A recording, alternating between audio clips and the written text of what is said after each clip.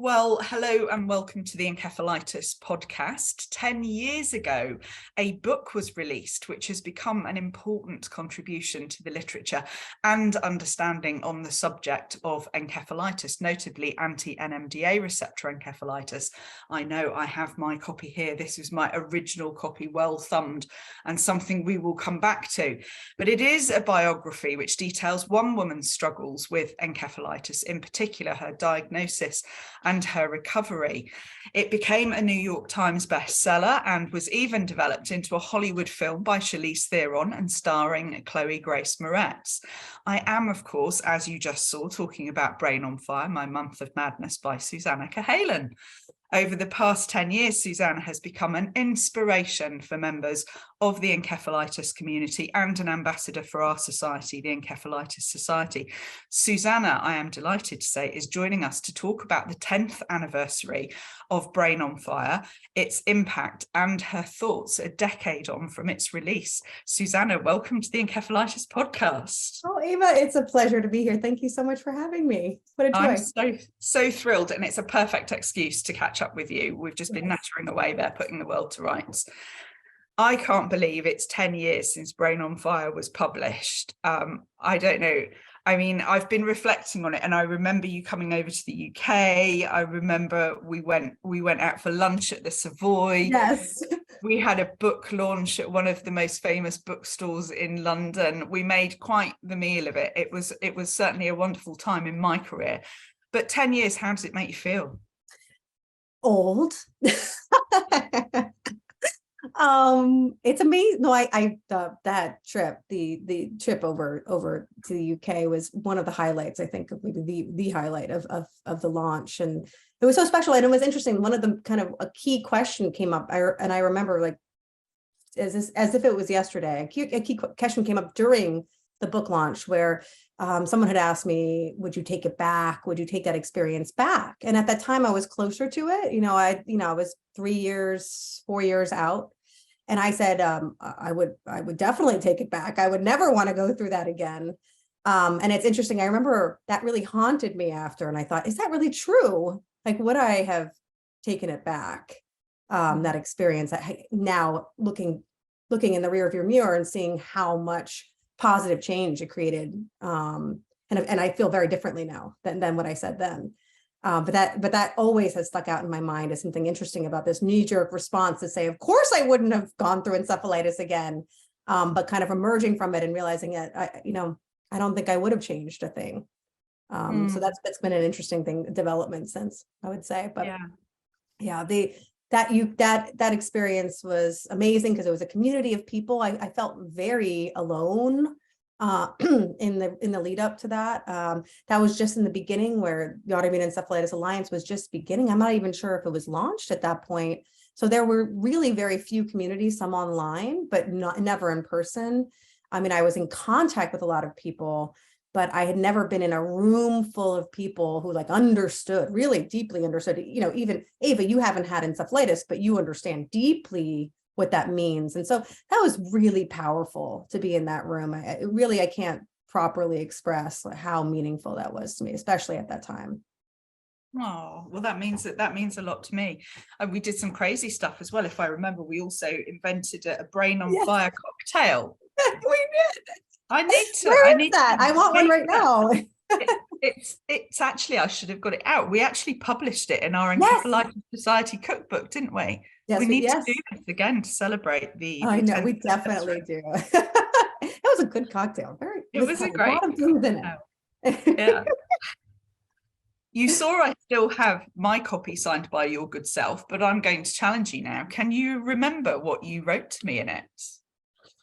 No, I don't remember. You have. I can. What did I say? It's really lovely. Okay. And you said to Ava, just think of all the incredible ways we can change the world together. So much love, Susannah. Oh, that's amazing. And I feel like we have done a lot together in a very positive. Yeah. Oh my God, that's amazing. Wow, I love that. I love that. It still makes the hairs go up on the back of my neck. I still feel the same way. I think over the last 10 years, I think we probably have changed the encephalitis world together a little bit between us. I think that you have, definitely, and the Encephalitis Society's work has done incredible things. And I was saying before we even started recording how it is really the number one place that I recommend people go to from all over the world. And, not just people who are in England or in Europe. Anyone who contacts me, I say, connect with them. They have these incredible resources and just like the most generous, loving group of people. And I really do think that you also prioritize the actual patient experience, like the person experience of illness, and getting people together in a room, just like you did with my launch. You've done that for so many people. And, I always counsel people who are going through this, or who are even who are years out and who still haven't fully kind of comprehended what happened, to connect, because, you do kind of the art therapy that you've done, these kind of art shows that have been incredible to watch. I mean, even those. The things that you've done, I think, are phenomenal. I think they're worth mentioning here. Oh, well, appreciate that. Thank you. I don't think 10 years ago that I would have thought that 10 years on, that we would now be trying to change the landscape of encephalitis with organizations like the World Health Organization, who we're working with at the moment. So 10 years ago, that would have been a real pipe dream for me, but somehow we seem to be making it a reality. So there's more exciting news to come on that over the next few months. But that's so exciting. Back to you in the book, the reaction to the book when it was published was nothing short of phenomenal, I think, really. It was on, as I mentioned, on the New York Times bestsellers list, and loads of wonderful reviews, not to mention really overwhelming positive feedback from members of the encephalitis community. Can you remember, I mean, what were those early days like for you when the book had been out, a few months? Well, it was shocking, honestly. When I wrote the book, I was still recovering. So, I was diagnosed in April of 2009, and I really started writing the book maybe less than a year later after my diagnosis, which I was still recovering, but not aware that I was still recovering. And so, when I was writing it, it was really for myself and for, this kind of idea that I had, which was a correct one, that there were a lot of people going undiagnosed, misdiagnosed out there. So those were the kind of impetuses, like to understand what happened to me, the personal side, and then this like group of people that I wanted to reach. And so then when the response kind of was so much larger than that, I think that it took everyone by surprise, including my publisher. I don't think that they expected at all that reaction. And it was kind of confounding, I have to say. I know a lot about books, the book business, because I had run a book section at my newspaper. So I know like how many books come and go, and how rare it is to really connect with the culture at large. And so it was, I'm still astounded by it, honestly. And those early days were, it was a whirlwind. It really was, just doing press and being on, doing TV, and I'd never done anything really like that before. So it was nerve wracking. And also just like, I felt like I had, but in some ways I think easier actually, because I felt like it wasn't just about me. I had this responsibility that was larger than myself. So it wasn't like, oh, I'm just going to talk about myself. It felt bigger than that. And I think that enabled me to go ahead and like forge ahead, because I felt like it wasn't really me or something. I don't know if that makes sense, but why do you think it resonated with so many people? It's such a good question. It's one I've really thought about over, I understand, of course, why the community resonates with the community, especially during those early days where there are many books. People have written wonderful memoirs about their experiences, but at the time mine was the only one you could read. So I understand that. And if I had been going through what I was going through and had a book like that, I would obviously have wanted to read and relate and understand what had happened to me through someone else's eyes. But in terms of the larger community, people who haven't had encephalitis of any kind, I think there's some kind of part of it about this idea of loss of identity and the loss of self and losing time and kind of reclaiming that. I mean, I think everyone goes through it, whether it's an illness or a life cycle or whatever it is, you go through something that tests you or challenges you and might, for a period of time, make you lose your sense of self and force you to kind of recreate yourself in some way. If you move to a new city, that might do that to you. You have a really massive heartbreak, that might do it to you. I think that experience is a human experience. And I didn't even realize because when I went to sell Brain on Fire, so the way that these things work is that you write a proposal in nonfiction. And so, you know about this, but for our listeners, proposals are like a promise of a book. So it's like, oh, this book, it's going to be about this and that. And so, it's like a 50-page document, but it's not written yet. And when we were selling Brain on Fire, I got rejected by every single publisher except for one. And their take was that it was too rare and that no one would relate to it. And so to have this exact opposite thing happen was just amazing. I mean, it was amazing. And it really proved to me that these singular experiences, these rare illnesses, really do illuminate something larger about human experience in general. And it was unexpected. I don't think it was something that I sought to do consciously. It was just a byproduct of the book. I don't know. It's still really interesting to me, an interesting question. I mean, why do you think it? Well, I think it's incredibly well written, and I know when I'm out teaching, I mean, I still use the book, and I still say to people when I'm teaching, if you want to know about encephalitis, buy this book, and if you're not bothered about encephalitis, buy the book anyway, because you don't have to be interested in encephalitis to enjoy the book, because it's a mystery. It's almost like a thriller. You take us on this journey, and so I think, as you say, it's understandable why it was so important to the encephalitis community. But I think other people just thoroughly enjoyed it because it was a really bloody good book. Thank you. Thank you. Thank you so much. I wanted it. Like, that was something that I consciously did, is that, it did feel to my family, less to me, because I don't really have many memories from that time, but it did feel like it did feel like a mystery. And there's something very attractive about writing in that way. I enjoy writing with cliffhangers and keeping a reader. That's something that I enjoy, and it probably comes from like a tabloid sensibility. So so I really wanted it to feel like that, like you were stuck in a medical mystery, just like it was, Yeah. But more fun being an outside, not actually being in it is not enjoyable often, but yeah. Well, thank you for that.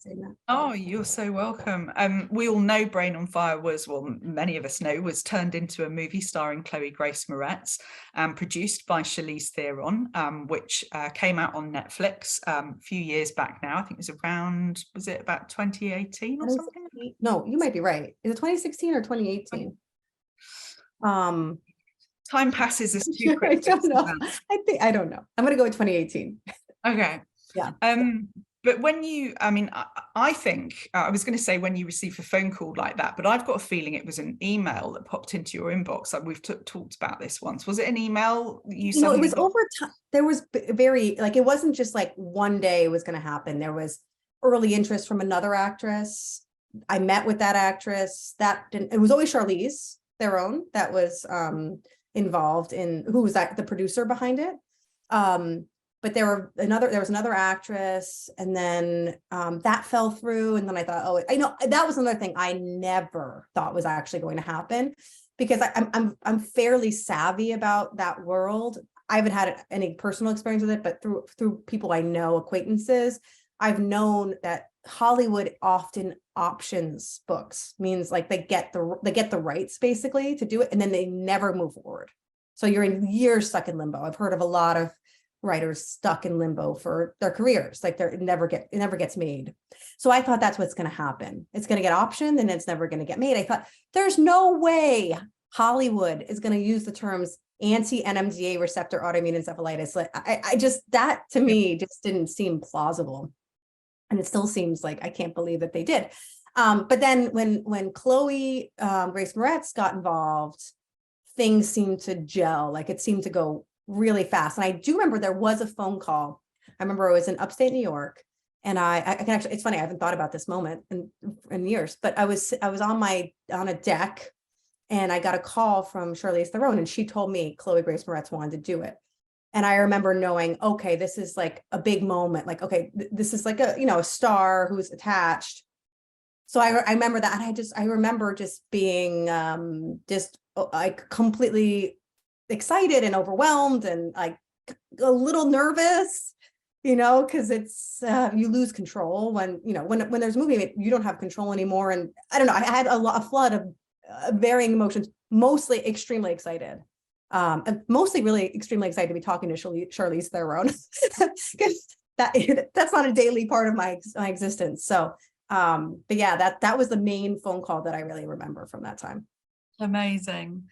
Well, as we said, it's 10 years since Brain on Fire was published.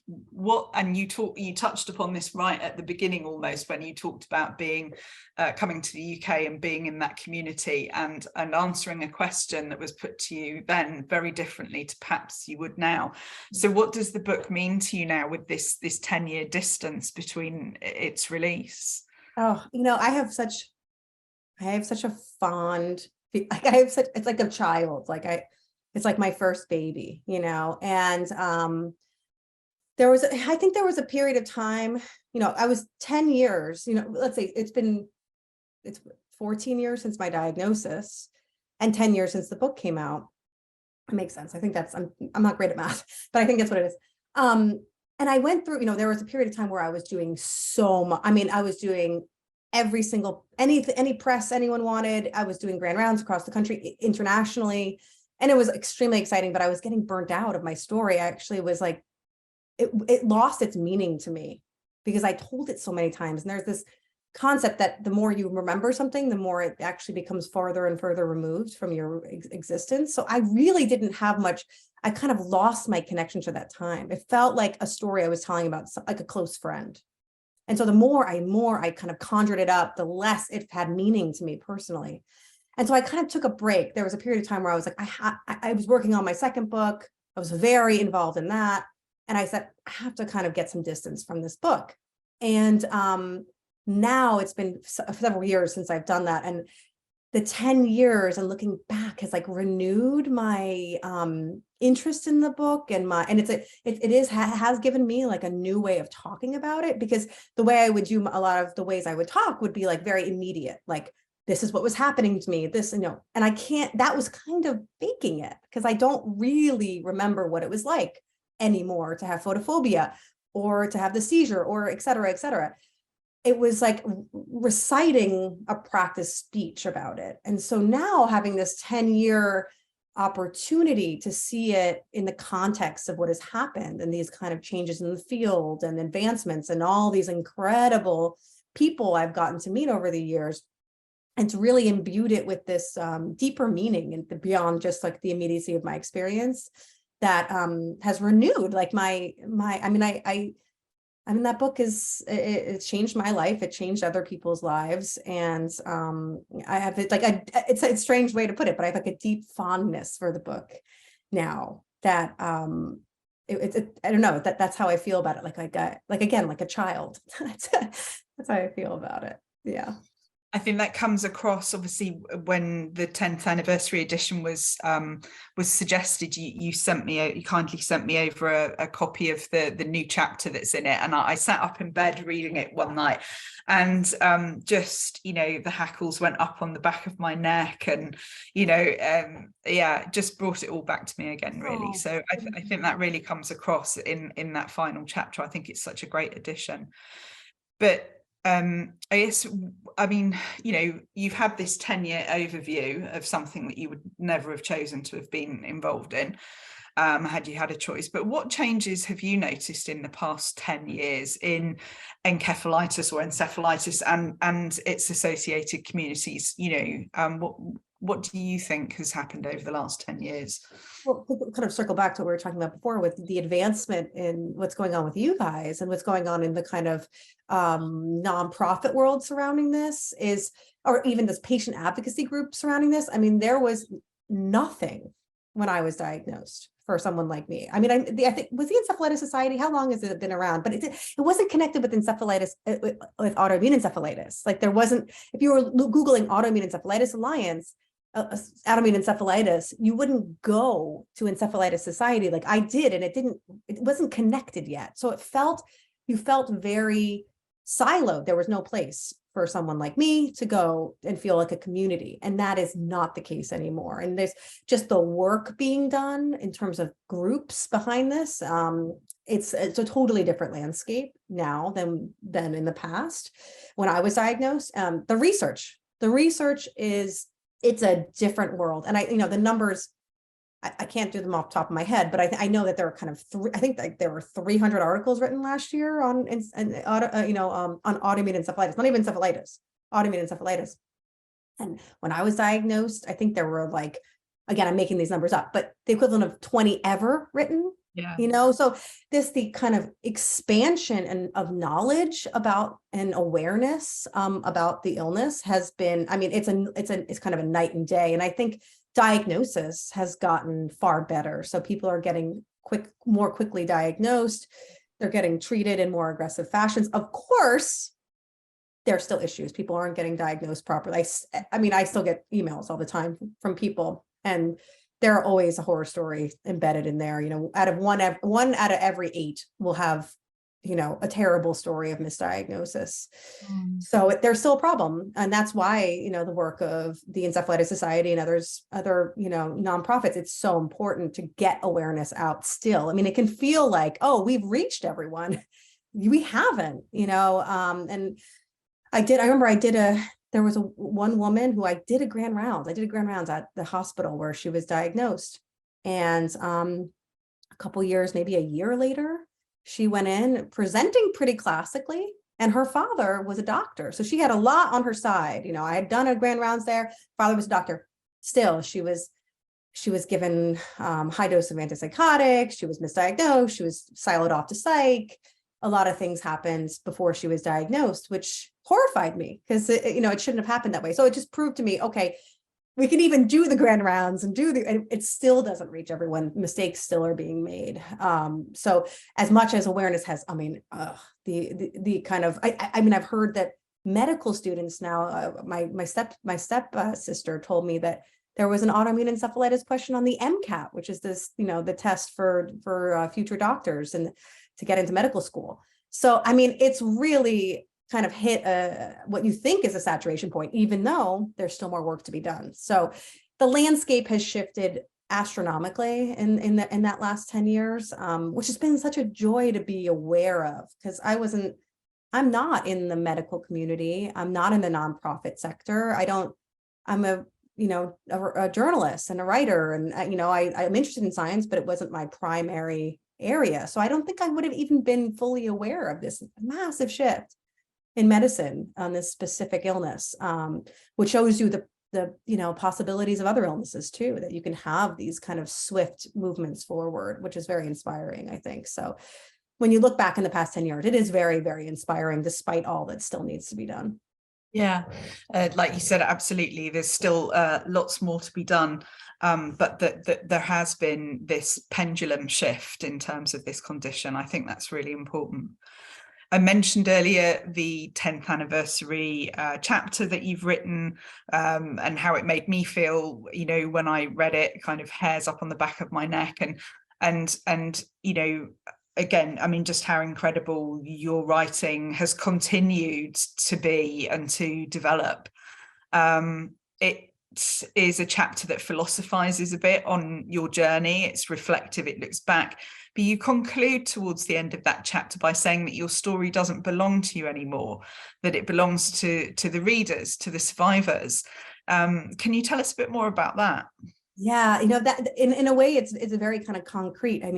People have taken my stories and created art out of it, my story, and created their own art out of it. And that was, to me, one of the most surprising outcomes of this book that endures. I've had, there are people who've written their own memoirs and who I have, counseled a bit in terms of writing something like this. And it's been really fun to kind of read other people's takes. But then someone sent me an album that they wrote, inspired by their own experience after reading my book. There was a person who made a clothing, like they designed a whole clothing label or line off of Brain on Fire. There was, I saw a dance that was inspired by Brain on Fire that performed, which was just amazing. There was a woman who made a shepherd's pie that looked like a Brain on Fire, inspired by my book for like a competition. I mean, I actually have a hat someone crocheted for me, a Brain on Fire hat. I mean, it just, from big to small, there was haikus. I mean, there's been this amazing proliferation of people who have kind of read my book and kind of identified, oh, this helped her. This quest to understand what happened to her helped her kind of come through it. And I think they identified that in what happened to me and want to do it for themselves. And that has been so cool and not something that I anticipated being an outcome. So that's kind of what I mean about it not being mine anymore. And, and then part of that also comes from that feeling that I described of it not really feeling like myself anymore anyway, because I've told it so many times and it's not really doesn't feel like my story anymore. It's that feeling, but then also that it's been kind of alchemized by other people into other works of art. It's just so cool. It's so cool. Well, you're on to new parts of your story now anyway. There's been a lot of changes in your life over the last 10 years. You got married, became a mother of twins. Yes. Not to do things by halves. No. Published the second book as well, The Great Pretender. So what's next for you, Susannah? Yeah, so I'm working on a new book now. It's I probably will be out in a year, probably. And this is it's a biography. Actually, I'm like wondering if you can see her in the background. I don't know. Yeah, you can kind of see her in the background. Mm-hmm. So she was married to Timothy Leary, is a famous kind of acid guru, yep, in the 1960s. So it's a little bit about the first wave psychedelic revolution that happens in America and across the country, across the world, and kind of with revolving around LSD. But it's really a story of a searcher and a woman kind of lost, trying to find meaning. What is kind of reinvention? What does reinvention look like? There's been a lot of talk in the psychedelic community of changing your mind with these substances, and she's kind of a case study in that. And is that really what happens, and what does change people? Anyway, so it is a biography of this kind of her story has never really been told. She's kind of a lost woman, and I would say in American history, not just in psychedelic history. So it's really fun. It's been totally different. It's my first biography. So anyways, that's what I've been working on, and it's really been a joy. Oh, well, as ever, I can't wait to read it. I'll finish as I always do by asking you if there's anything that you would have liked me to have asked you, or anything that you want to add before we finish up. Gosh, no, I just want to say thank you so much for having me and for all the work that you do. And you work tirelessly hard for these causes and for people like me. So I just want to say thank you for your work. And the Encephalitis Society is a very special place. And that's been true since day one, since I've gotten involved there, and continues to even be more true as the more kind of greater missions you all have taken on. So I just want to say thank you to you. Oh, well, thank you. Well, we couldn't do it without supporters like yourself who give your name and your time, to us to help us, drive the messages, the important messages home to people that still don't know. So I appreciate it, but we certainly don't do it on our own. Thank you for joining us on the Encephalitis podcast today, Susannah, and thank you for Brain on Fire. Where can people buy the new edition? I don't have a copy of it. Mine haven't arrived. I can't believe that. But you should. I mean, I'm not sure if it's out in the UK. So I think it's like anywhere where books are sold in the US. I'm not sure if the UK put out a new edition. I don't think they did. So I think it's only American edition, unfortunately. Okay. So for those that do need any more information or support, please go to encephalitis.info for contact details, or you can chat to one of the team online. We hope that you've enjoyed this podcast. And as always, if you can support our life-saving work, we would be extremely grateful. Please go to encephalitis.info, or if you're in America, encephalitis.info/donate. And don't forget to buy the book, please. And if you haven't read Brain on Fire, then you're missing a treat, and you will be able to get a copy in most countries of this. Susannah, thank you. Thank you so much.